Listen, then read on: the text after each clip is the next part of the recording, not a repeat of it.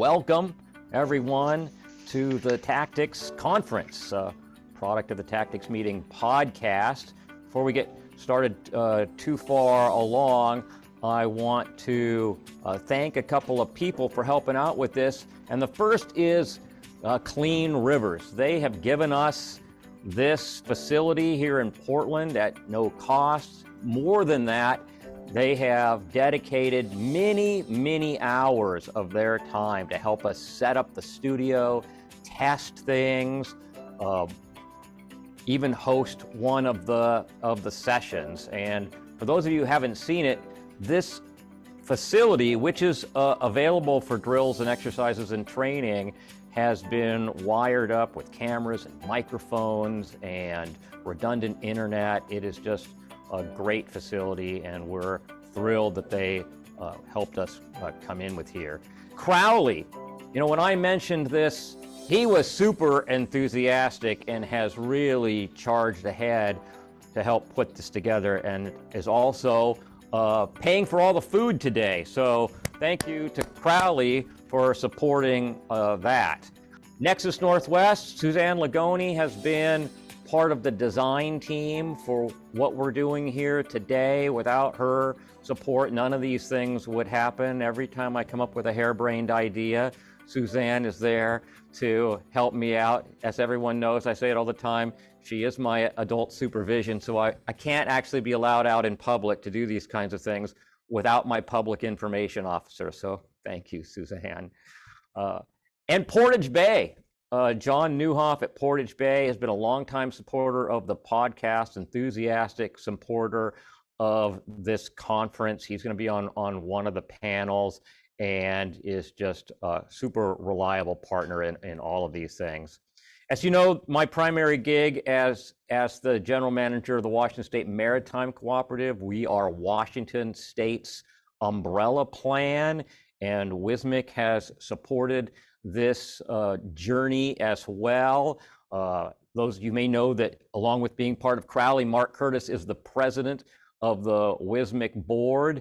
And so I thank WSMIC for their support. And for those of you who don't know, the logo that's on the screen as of Tuesday is now WSMIC's official new logo. So this is the first time it's being seen in public. And so I hope you guys like it. Although we're not charging anything for this, it does cost some money to put these shows on. And so if anybody is inclined to help support the podcast or the Tactics Conference, feel free to jump over to the Tactics Meeting online and become a supporter. Anything helps, and I thank you for that. And so we have 5 sessions here today. We have Women in Power and Emergency Response, which I am really excited to see. We're going to lead off with that. We have Marine Firefighting and Forming a Unified Command. And as everyone who reads the news knows, there have just been a rash of ship fires throughout the United States and internationally for that matter. And so this is an opportune time to talk about that. We have new technologies for response, and that's really the core of the Tactics Meeting podcast, is new tactics and technologies. And so in that theme, we'll have a session that's going to look at common operating pictures, how to do the 213 ordering process online, and a whole bunch more. And then engaging in the next generation of responders. I don't know if you've noticed, if you look around, but we're old. We're old, except everybody but Sarah. We're old. Well, not Sabrina either. You're not old. But the rest of us are old. And we need to be bringing in new blood into this environment. But we traditionally hire retired, aging, 1 foot in the grave folks that are getting out of the Coast Guard or other places. You know who you are. You guys know who you are. So how do we bring in a younger crowd? And Generation Z has a different view on what work should be, what's important to them, what their priorities are, and they're not the same as me. I'm tail end of the baby boom, so I think those in Generation Z would say I'm part of the problem, and so they want to be part of the solution. How do we do that? So that's where we're going to be headed, and then we're going to get So we're going to talk about how to recruit them with our industry partners, and then we're going to hear rebuttal from Generation Z, from those people who are in internships with Crowley or newly hired into the Marine Exchange of Puget Sound and others. So I think that will be really informative as well. Okay, so let me turn it over. Introduce Jenny Johnson from Maritime Inclusion Partners. She is going to host this first important session of the Tactics Conference. We are recording this. Each one of these sessions will be released as a podcast on the Tactics Meeting podcast at future dates. So one a week going forward. You'll be able to catch up with these later on. Jenny, take it away. Thanks, Dan. Good morning, everyone. As Dan said, I'm Jenny Johnson. I am the founder and CEO of Maritime Inclusion Partners. I use she, her pronouns, and I am hailing to you from Jacksonville, Florida. I would much rather be in my old stomping grounds in Portland, but I will just live vicariously through you all in the Pacific Northwest today. But I'm really, really excited and happy to be here today to have a very exciting discussion with these incredible women that are doing amazing things in response management and have very diverse, broad careers and very interesting, crazy stories to tell. And I think it'll be very, very entertaining and educational for everybody. We're going to be focusing on the achievements and leadership of women in emergency response and emergency management. And I hope that you all find it as exciting and interesting as I have with chatting with these ladies and getting to know each other over the last week or so in preparation for today's panel. So we've got a series of questions, and we'll just be going around the panel here with the questions and allow the conversations to go where they will. But first, I want to hand it over to the panel and have them individually give a brief introduction of themselves. And we're going to go ahead and start with Cheryl. Good morning. My name is Cheryl Surface. I'm the owner of Incident Resource Consultants. And many of you I've worked with over the years, and some of you I'll be meeting for the first time. I started my career in the mid-1970s working in wildland fire as one of the first female hotshots in the nation. Also worked on hell attack. I was an engine captain. And the last part of my career before I retired from Alaska State Forestry, I was the fire aviation manager. Our all-risk Type 1 incident management team, we managed the Seward side of the March 24th, 1989 Exxon Valdez oil spill. And that kind of launched my career into the marine transportation and hazardous material shipping world. I've been training, participating in drills and exercises, and responding to emergencies and disasters of many multiple types worldwide since about 1990, acting as the planning section chief for Deepwater Horizon in the Mobile sector, and recently as the planning section chief for the Golden Ray RoRo salvage and response in St. Simons Island, Georgia. I'm happy to be here today with this panel of amazing women and look forward to the conference in general. Thank you. Thanks, Cheryl. Suzanne, go ahead. Yes, good morning. Hi, Dan. He gave me quite an introduction before we got started here as being his public information officer for Washington State Maritime Cooperative, and I guess his wrangler. I didn't know that was part of my job responsibility. But anyway, it's great to be here. It's great to be here with old friends, new friends, all of you who are out there.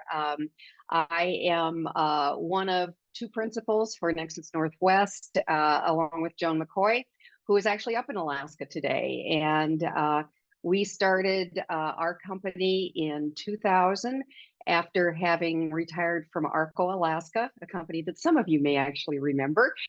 And Prior to that, I started my career as a journalist in the 1970s in Montana. It was a great training ground for the work that I've done since. 10 years of being a broadcast journalist, worked in public radio, and then transitioned into political communication. And I was the communications director and then chief of staff for Montana Senator Max Baucus in Washington, D.C. There were some days in the 6 years that I was in the U.S. Senate that I felt like every day was a crisis response. And so I really honed my skills as a spokesperson for the senator and his issues. Following that, I came back to Montana with ARCO and worked in the big Superfund site, the Butte Anaconda Superfund site. Actually worked with ARCO up and down the Rocky Mountain front with the various mining projects that they were in the process of cleaning up, and then transferred up to Anchorage with ARCO Alaska in 1994, just in time for the second only Open 90 mass exercise in Valdez in the community center.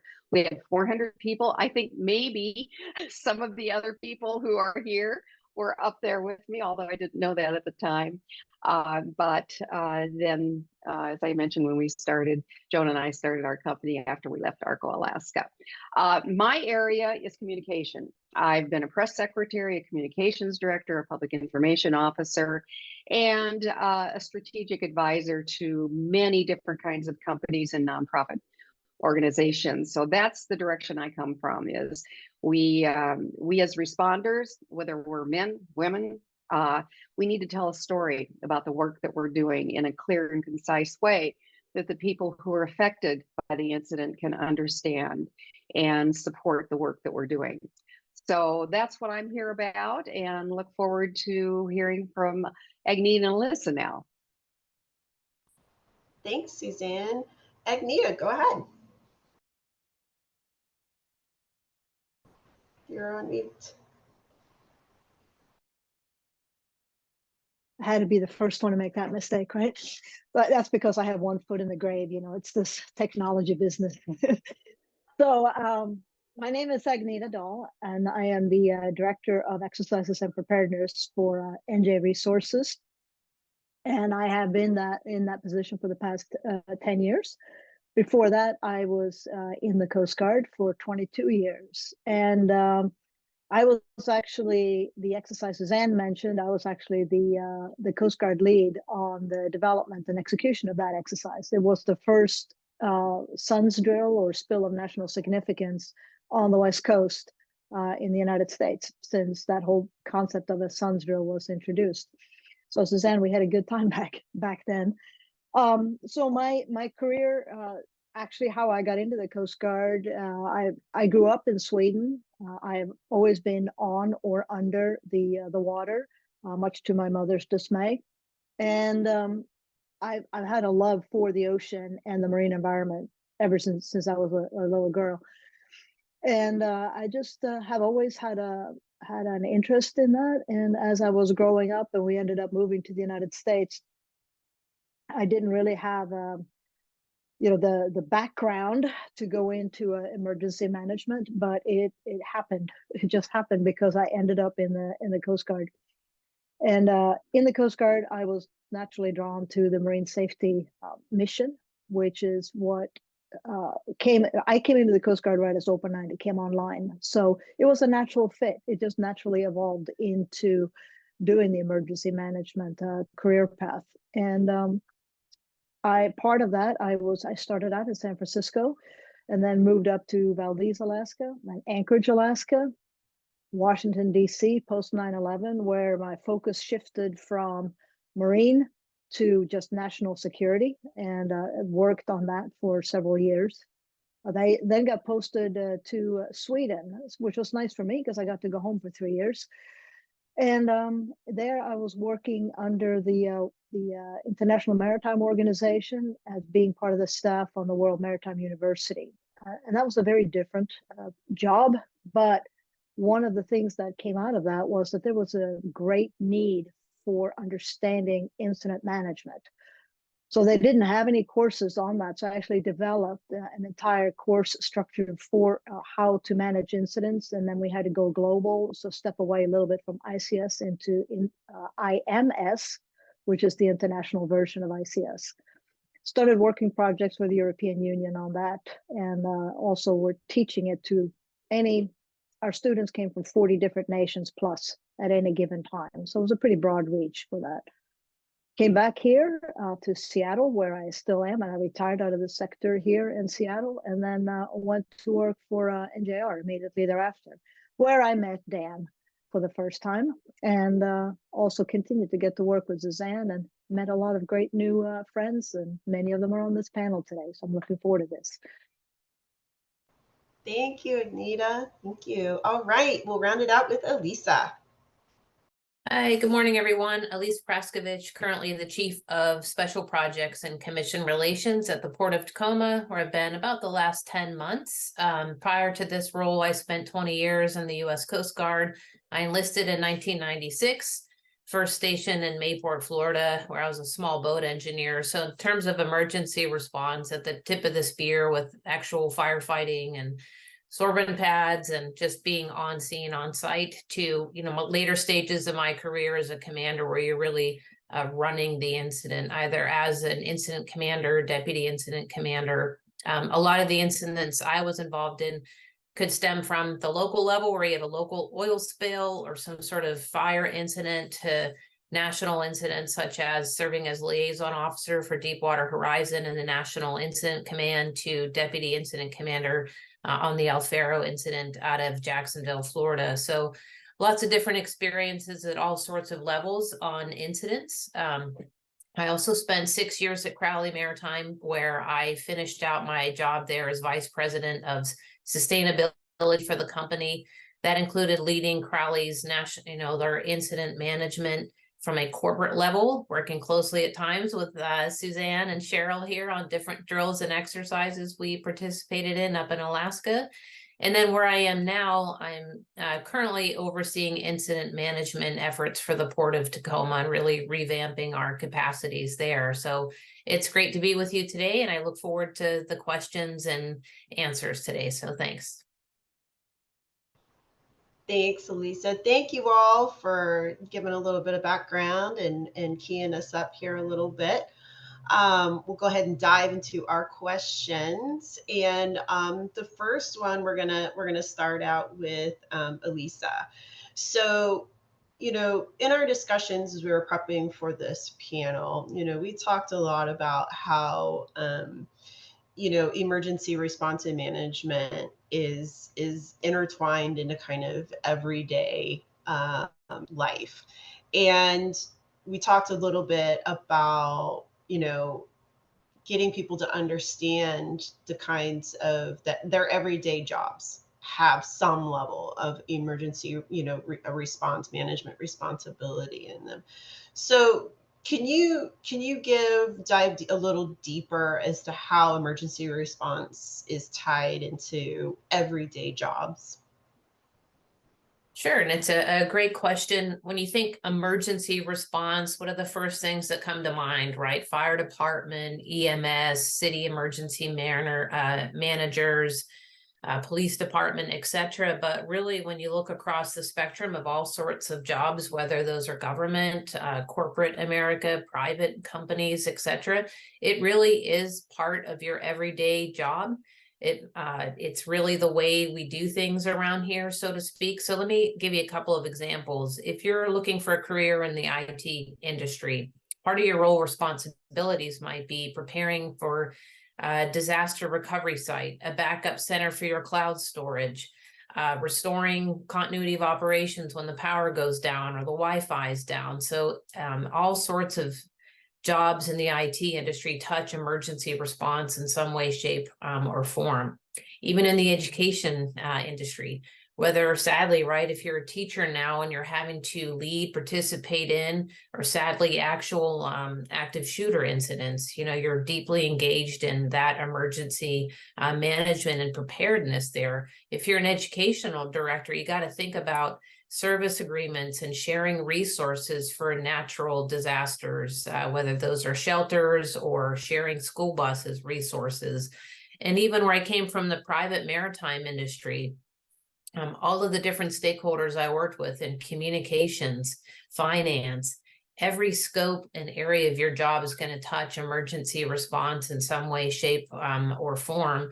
I was lucky to work with very solid professionals like David DeCamp at Crowley, who in my 30 years at this is one of the best information management communication specialists I've ever worked with, that can instantly go from an employee protocol on COVID to like, oh gosh, we need to do a joint press release on a spill incident that we've had. So every one of us needs to develop that capacity and capability in these different jobs. So that would be my perspective. Thank you, Lisa. Well, what about you, Suzanne? Why do you think it's important that, as we go about our everyday lives and our everyday jobs, that we be thinking about emergency response? Well, I believe that we never really expect an emergency to happen, and to think through if it were, and I really like what Elisa talked about, looking outside of the business that we are in right now, but whether you work in hospitals or you're in schools or you're in retail sales. I've done exercises and worked with all sorts of organizations on how they're going to react when it happens, because we just don't expect it to happen. And obviously, from my perspective as a communicator, it is that ability to stand a little bit aside from what's happening. And as I said earlier, tell the story. And that means working with all the other people who are involved, with Elisa, Cheryl, Agneta, you, Jenny, because you all have a different perspective. But I view it, my responsibility then is to pull it all together, because I like to say, no matter what it is that's happened, it's happened in somebody's backyard. And we know how we would feel as individuals if something happened in our backyard. We want to know, we want clear information. And that's the perspective I come from in identifying whoever I'm working with, where that emergency could happen, and how we engage in telling the story to the people who are affected.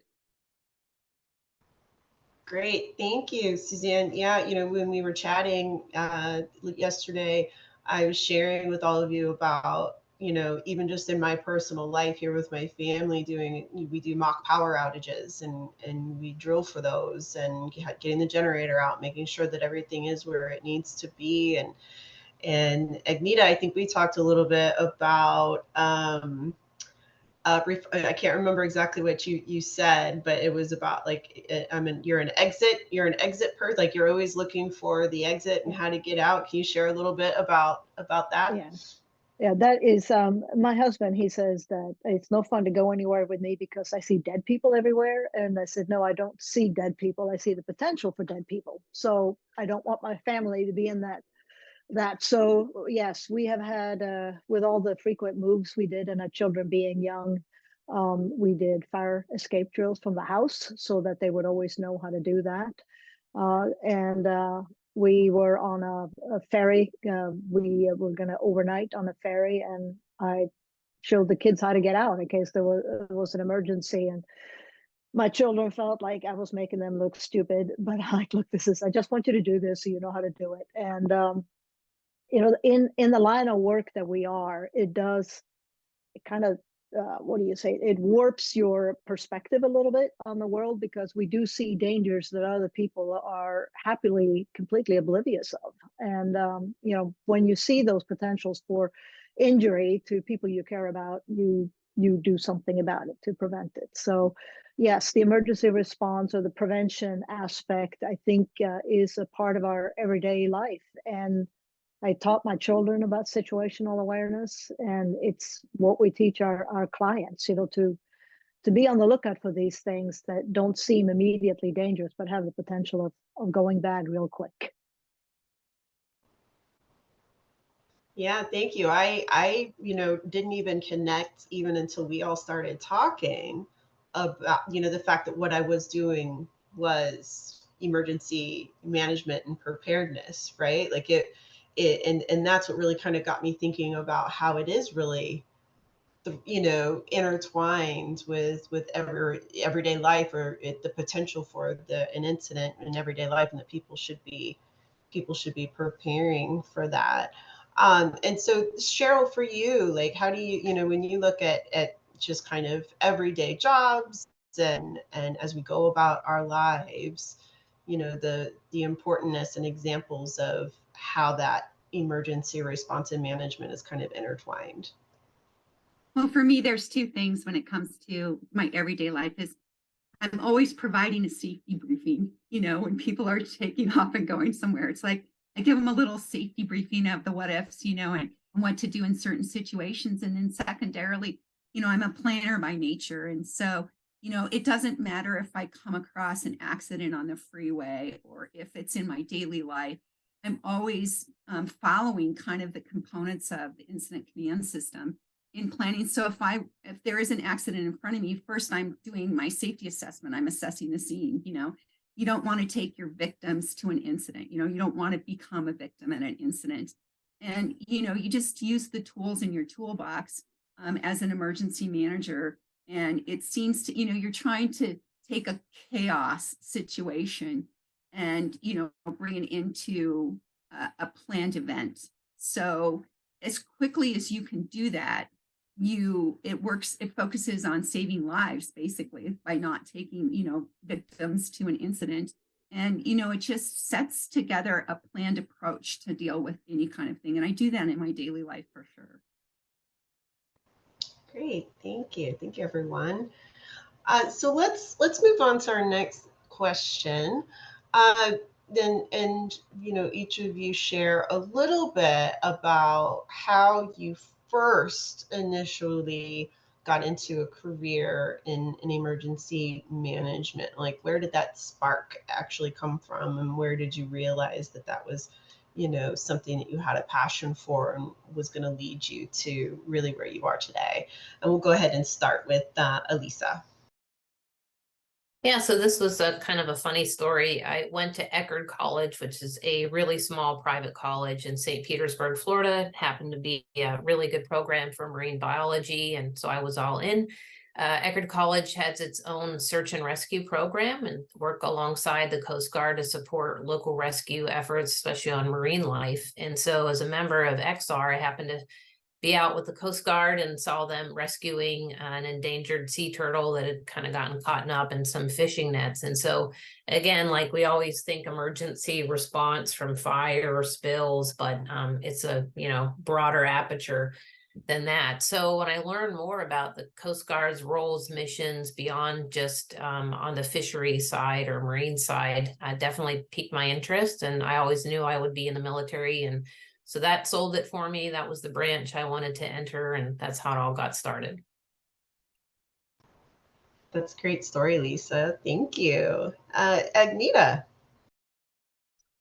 Well, for me, joining the Coast Guard was not a career path that I had envisioned for myself. One being I was not even a U.S. citizen at the time that Exxon Valdez happened. So, but I became a citizen shortly thereafter. And like I said in my introduction, I've always had a love for the ocean and felt an affinity for the ocean and the marine environment. And when I learned about the Coast Guard's marine safety mission, that really piqued my interest, and I applied and got in, went to OCS.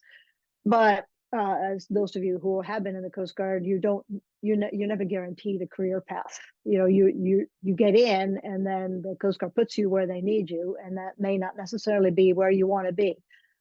However, for me, I was extremely fortunate in that I got exactly what I wanted.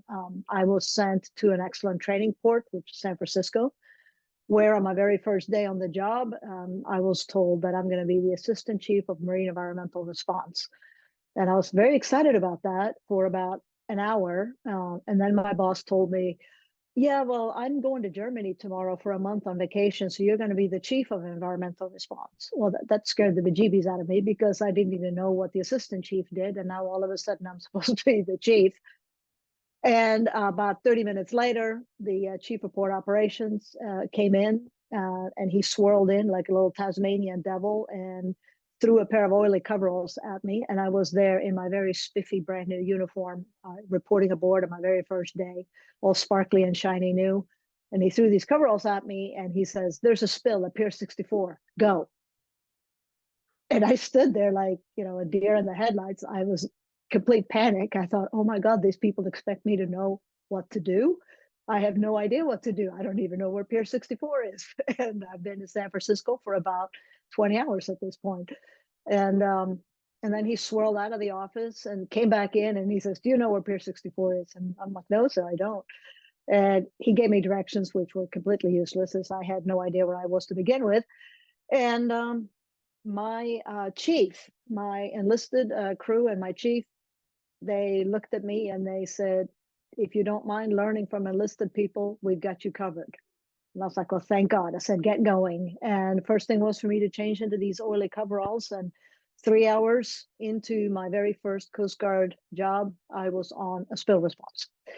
So it was, what do you call it? Baptism by fire. And that got me started. And then it just proceeded from there because prep OPA 90 had just come online. All the regulations pertaining to exercises and preparedness were coming online. And I just fell into that and I had a natural affinity for it. I loved it. And that became my entire Coast Guard career. And it literally started 3 hours into my very first day on the job. Wow, that's an amazing story. Thank you, Anita. Suzanne, go ahead. Mine is somewhat similar to Agnita's, except from a different perspective. I was a brand new young television reporter in Missoula, Montana in the late 1970s. And one of the first stories I was sent out to cover was an oil spill in Seeley Lake, Montana, right at the base of the beautiful Mission Mountain Wilderness area. And by the time I got up there, the absorbent boom, I didn't know what they were called at that time, but they were out there. And I thought, well, I've got to get good pictures. And so I guess I have to go out into the water. And I no sooner started to walk into the water, of course, than somebody came and said, no, we're not going to be doing this. And so much like Anita, it was a crash course. Okay, it's an oil spill. That's bad. I've always been told that the oil industry is really bad and they make a lot of mess. And then so that I kind of pulled back and I thought, okay, there's probably more context to this than some oil company, and I think it was a tanker truck that actually spilled, has done something bad. So let's go a little more deeply into what this story is really about. And that was how I learned what the impact could be of oil on a pristine lake. I watched what some of the cleanup techniques were, which aren't a whole lot different from what they would be today in the same situation, and wrote my story, had about an hour and a half trip back to the station in Missoula, and came away from that with an entirely different view of what oil spill is, how you cover an emergency, how you have to make sure that you tell a complete story, that it's not just big bad company spilled something, but something has spilled, a pristine lake has been impacted, the people who were fishing in that lake were impacted. So how do I tell all of that story? And it really set the context for virtually all the work that I've done since. So I don't remember the company. I do remember I could probably go to the pullout on Highway 200 where that occurred and spot that lake again. But that's how I got started in it. Wow, it's great, Suzanne. Thank you. Cheryl. Good morning again. As a child, I spent my childhood in the Eastern Sierras on the Nevada-California border, and I just loved being outside in the woods. And worked for a recreation department as a child, so loved the feel of endorphins. Was going to be the first person in my family to ever attend college and wanted to be a forester by profession. So I had some friends that were in the fire fighting world, and they said, you can make a lot more money if you fight fire rather than, work as a lifeguard and, a recreation person. So I said, sign me up. So at 18 years old, I began my career in wildland fire, which lasted 25 years. It not only put me through college, but it became a lifelong love of that feeling of endorphins, I guess you could say. Graduated from college at Utah State and couldn't find a job. It was 1979 when the Vietnam War was over and Vietnam vets were coming back and beating me out of forester jobs with a vet preference. And so some friends said, well, they're looking for firefighters in Alaska. And I decided that would be a great place to go. I spent another 23 years living and working in Alaska. Started my career in the federal agency up there with the Bureau of Land Management and quickly became the first female ever hired by Alaska State Forestry in the fire world in 1980. And spent the rest of my career with Alaska State Forestry. And like I said, we had a type 1 incident management team, and some friends of that created a business back after Exxon Valdez in 1990 with the Open 90 regulations, and have been doing training exercises and drills and stuff ever since. So lovely career I've had, lovely life. Thank you, Cheryl. Wow. Thank you all. I mean, I'm in awe of all of you, like in every way. It's incredible. You're all a bunch of superheroes in my eyes. So thank you for sharing those stories. So let's talk about the industry and challenges that women face in the industry of emergency response. And what are some possible examples that you all could share? And we'll go ahead and start with Agneta. The challenges I think that we face, and we talked yesterday pretty much at length about different things, but one of them is, depending on where you are based, if you're in a metropolitan area with a lot of people around, you don't deal with the social isolation. But if you are at a small unit somewhere, you could very well be the only woman assigned to a unit. And I have been in that position where it was a unit of 50 people and I was the only woman out of 50. So it's difficult to fit in a group like that.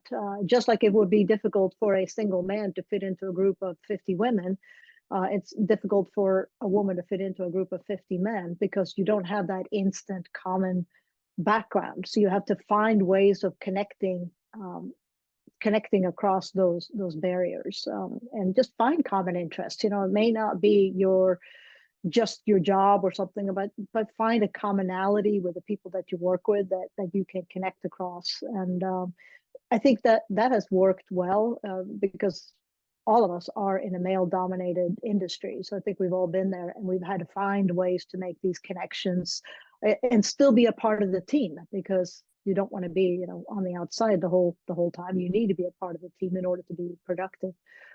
Another issue that, just from personal experience, is that cultural bias that exists. We think we're a equality society, but there are cultural biases that are there where women are still looked upon as, okay, given a choice, your career or your family, what do you pick? And if we say, well, I want both, well, that's a little bit difficult. And there's, on average, men are not put in that position where they have to choose, do you want a family or do you want a career? They can have both because, again, the cultural traditional role of women is that they manage the family, the man manages the job, right?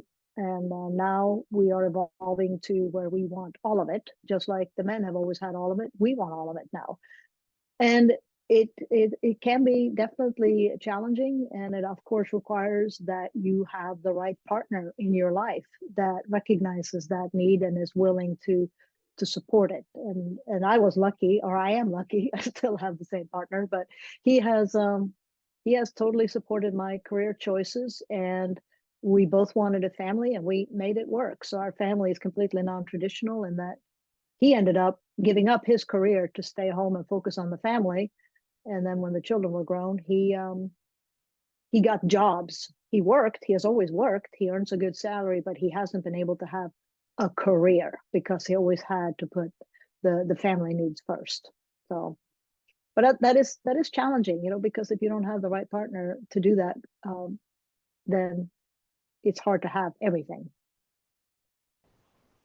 Yeah, thank you, Agneta. What are your thoughts, Elisa? Just going to bring a couple examples here, not necessarily specific to women, but when you're involved in an incident of national significance or even at a local level, you know, there's a sense of urgency, a bias for action from everyone. And so maybe it is, maybe it isn't harder for women to be more like a duck and just let things roll off. You can't internalize things. You just have to carry on, assume positive intent. You know, people are excited. They want to help. They want to get things done. And so I think sometimes maybe women have more of a tendency to internalize things and struggle to move past it. But literally, you're involved in things that are life and death. You just have to move on. And then the other side of that is trying to remain calm.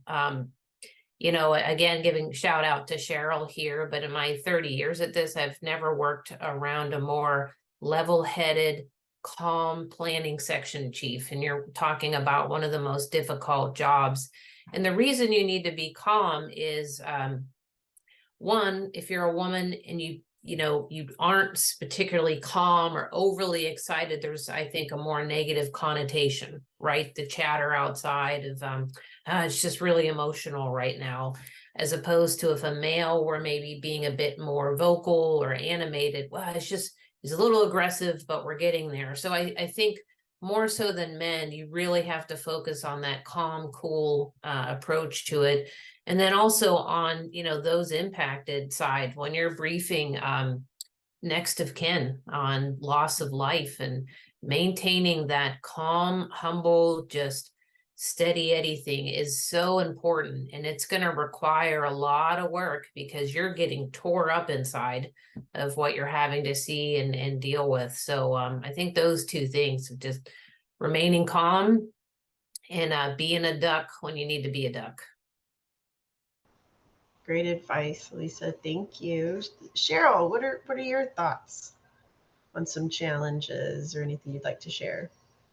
I agree with Elisa. It's we all have emotions, and you know, in the emergency management world, I really have to check my emotions at the door. You know, and I have to just lead by eating an elephant, you know, one piece at a time, and kind of looking at it like, all right, you know, I'm just going to work through the process.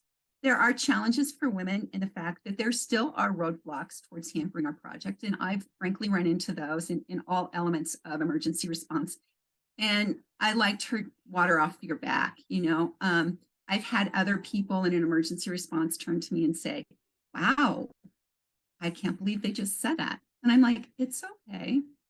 And then later on, have a discussion with the individual, you know, it says, just FYI, you know, there are women in emergency response and here's what my capabilities are.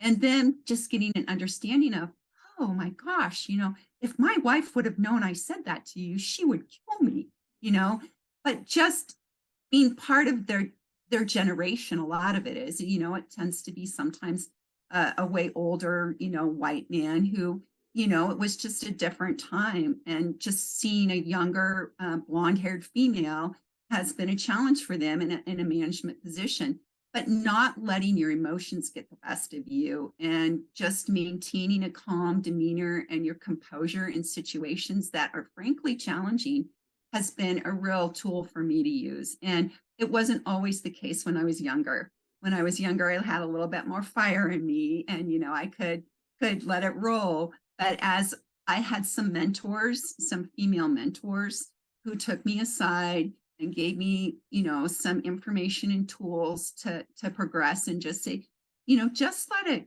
roll off your back, think about it, and then, you know, establish a meeting with the individual that said that to you and just, you know, have a conversation and let them know, but in a calm demeanor and not let your emotions get the best of you. Thanks, Cheryl. And Suzanne, coming from, you're the communications side of things, what are some challenges that women face in that side of emergency response? Well, I think an early example for me was to realize that I was probably the only woman in a sea of men making decisions on what was going to be communicated. And it was not unusual for senior male public relations officials just to kind of swoop in during a response, and they'd look at me and, well, there's the girl that's going to type up what it is that we want to put out, and I'm sure she'll just do a fine job, and I'd get a little bit of a lecture about how we should be communicating. So it was as much trying to advocate for the function itself in the early days, in the 70s and the 80s of emergency response, that it's the communication was a whole lot more than just drafting a press release and, may I say, faxing it everywhere.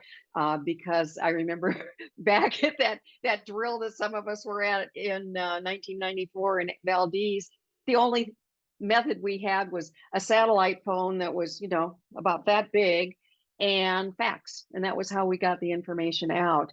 And so part of the challenge for me has always been elevating the function of communication, and particularly crisis communication. That's not an issue anymore. We're way past that. Social media got us past that. So now it really is elevating the presence of women as senior managers of this communication function. And it's not the old boys network anymore. It's there's a book that I still have in my bookshelf called Toxic Sludge is Good for You. And it was written back in the 60s or 70s by a man in the public relations field. And I thought, this is not what I'm about. This is not my idea of how I communicate an emergency or anything else. So I keep it there just to keep me humble. But I would also echo what my colleagues said. It's about keeping a bit of the thin skin. As Agneta said, it's about managing your family situation. A good part of my career, I was raising two little girls as a single mom, and that's not an especially easy thing to do, and try to build up the stature of your function in your career. So I think we've all kind of been in the same spot a little bit. Thanks, Suzanne. Thank you, everyone. And we'll go ahead and stick with you. Suzanne, what's one thing you think that the industry could do today to attract and retain more women into this line of work? I actually have two things, if that's okay. And one is we need to reach out. And Dan talked about that a little bit in his opening, but I view all of us sitting around here right now as having a responsibility to our function, to emergency response, to young people who want to get involved. And we can't just wait for people to come to us. We have to look outward. And if you're in the corporate world, look at the various functions in your company or in your office for young people that show the traits that we know now after these many decades in this business, the traits that are important. And it's going to be someone, as Elisa had said earlier, works well under pressure, and someone who is organized, someone who has a certain sense of curiosity about the world around them and wants to know and wants to learn. It's a field that we are constantly honing our skills. People who are willing to go into a difficult situation, and this is particularly for those of us who have worked in the liaison function. I worked liaison during Deepwater Horizon in Mobile and went to fairs as a BP representative at that time. And there were times we were not looked upon with a great deal of favor when we went out to the high school gym and we were presenting our work on the cleanup. So you've got to be able to work well under pressure and also take a few slaps in the face. So let's look among the young people that we know that exhibit those skills and and then talk to them. Let them know what our careers have been, what the options are. And there are many options, as we all know, in emergency response. And then once we identify and once we have people who are interested, then let's mentor. We've talked about that a little bit, but I think that's the one thing that we can do is, and it can be very clear that that's what we're doing for a young man or a young woman, or it can be in an exercise, watching a younger person learning the trade, learning the craft, and just, for example, I could go up to someone who is struggling to get that fact sheet or get the website online or develop the copy and just say, well, let's think about it this way. To me, that's mentoring in a quiet sort of way. So I think that we all need to look for the opportunities to bring young people in. And then once we have people who are interested, then let's reach out and help them any opportunity that we have. These are great careers. We've all had wonderful careers, and I get excited at helping young people get trained and ready to go and feel pride in working in this field.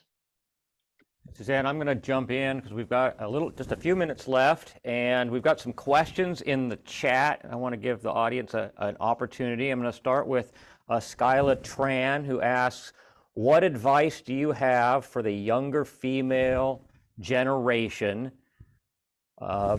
coming into this industry, and what do you wish that you would have known when you started? And who wants to take it first? I'm going to throw Agneta under the bus. Agneta, what do you wish you knew when you started? Well, I wish I had known the demands, I wish I had known the demands on the time. I think I would have done better with my time management in the beginning. As it was drinking from the fire hose just to learn the whole, the whole job. I mean, it's not something that you learn overnight, but also to early on ask and look for a mentor. I have been a mentor once. I actually had something to pass on to somebody that was useful. I had become, excuse me, I had been a mentor, but it never occurred to me to ask for a mentor. I didn't know how to ask for that help. So that would, it'd be nice to know how to do that. And that would be my advice to anybody going into this right now is manage your time. Don't waste anything. Take every learning opportunity that comes your way and ask for a mentor. Jenny, same. What do you wish that you would have known when you started?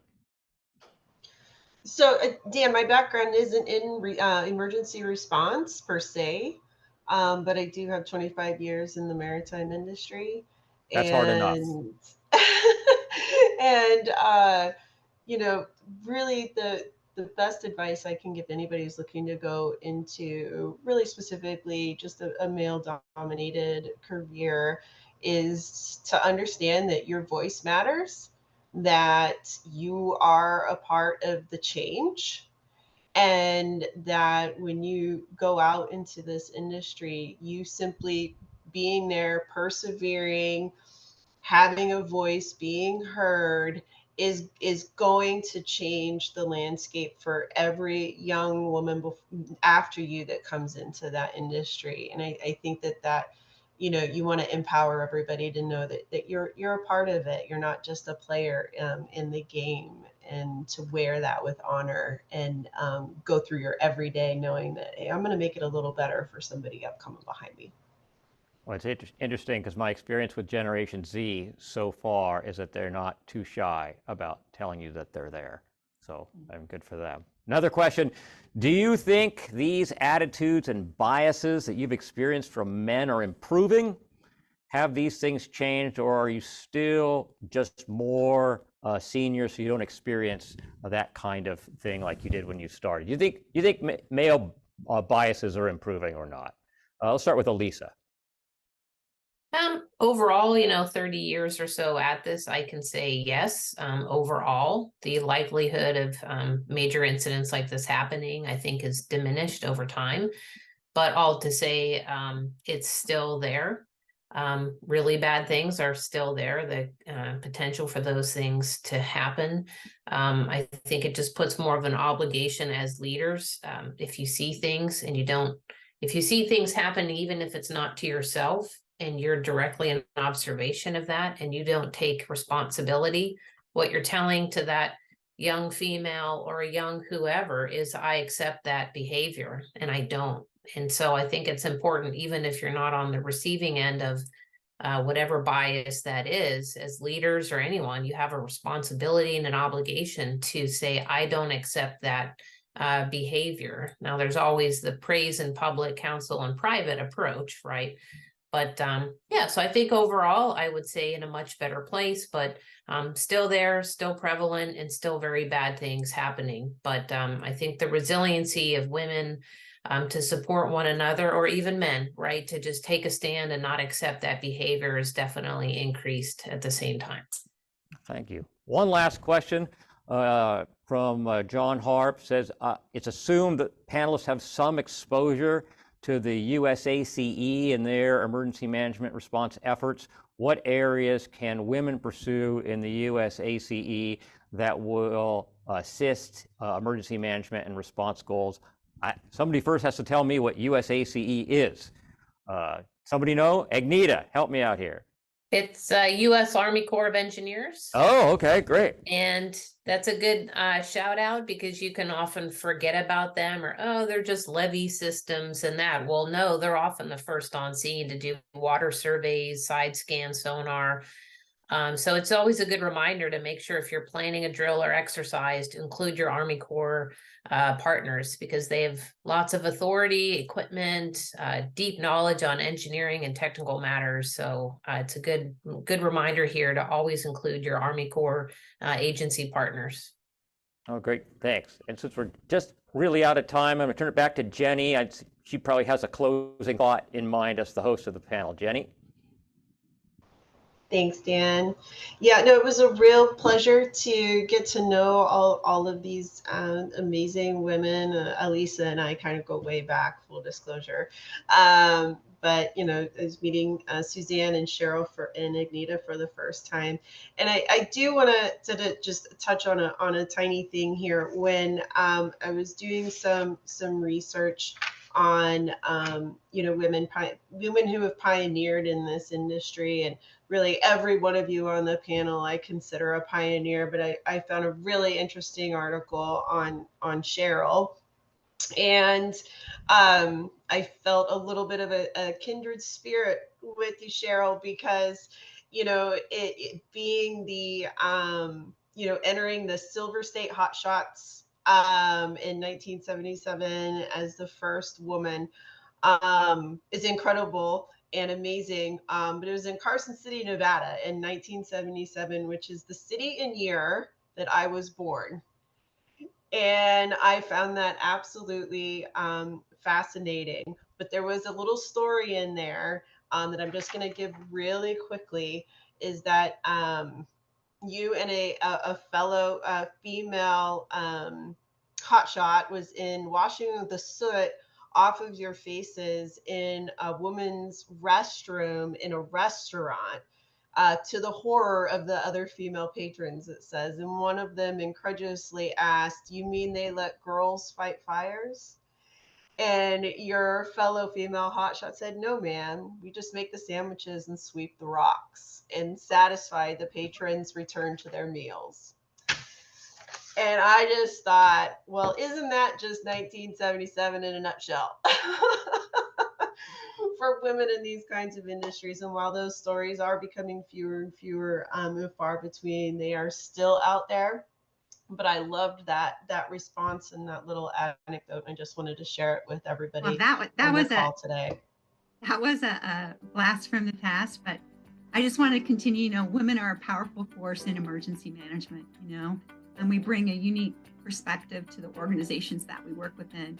We're capable of managing multiple tasks, leading with grace and dignity, all while continuing to juggle our work-life balance, often as a single parent, as I was and Suzanne was. So, you know, here's to the badass women out there, you know, and the next generation that's coming up. And I know myself and the panelists, we're here to mentor, we're here to encourage you. Like I said, I've had a wonderful career, and here we go, you know. Next, Jen, you've got some work in front of you. It's not perfect, but it's definitely a wonderful place to have a life and a career. Thank With that, you. I'm going to everyone. thank all of you for taking the time to participate in this panel. I think it was great. I want to thank to everybody. You guys enjoyed it? Excellent. We're going to take 10 minutes. We're going to reshuffle the deck, and we'll come back with our next panel, which is going to be shipboard firefighting. We'll be back in a moment.